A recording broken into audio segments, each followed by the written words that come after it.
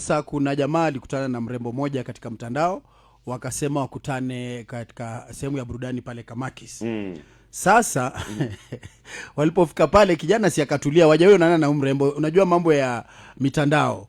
Wakakaa chini, kijana akatulia. Sasa hivi wanajuana, kufahamikiana, mara yao ya kwanza kuonana. Mrembo alipoitisha kinywaji Gidi, kijana alishtuka kwa sababu aliitisha kinywaji moja ambayo ilikuwa na bei sana. Kijana akamcheki, alafu mwanadada naye alikuwa atulii. Kila saa anapokea simu, anaenda kando anazungumza. Akipokea simu, anaenda kando anazungumza. Kijana amegadhabishwa, lakini anashangaa atamwambiaje huyu mrembo. Sasa ile kitu iliudhi kijana. Mrembo akaitisha pia chakula, akatulia. Kijana aliangalia tu bili hivi, akanyamaza. Mwanadada kwenda kuchukua simu, kawaida alikuwa anachukua simu anaji-excuse. Kijana naye pia akatoka, ni kama enda msalani. Alimwacha ule mwanadada pale.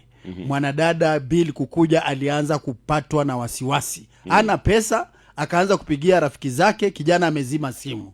Na nikaona ni kama funzo. Baadaye alipata warembo, alikuja wakamsaidia, but iwe ni funzo kwa watu ambao labda wanachumbiana, is your first date.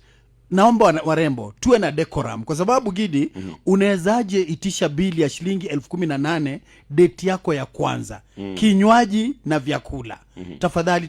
Kijana alienda zake, mrembo ilibidi warembo wenzake waje wamnasue pale. Kwa hivyo hii ni onjo kwa wale ambao wanajifanya kwamba wanajua sana. Unataka kumaliza boy child pia ameshtuka.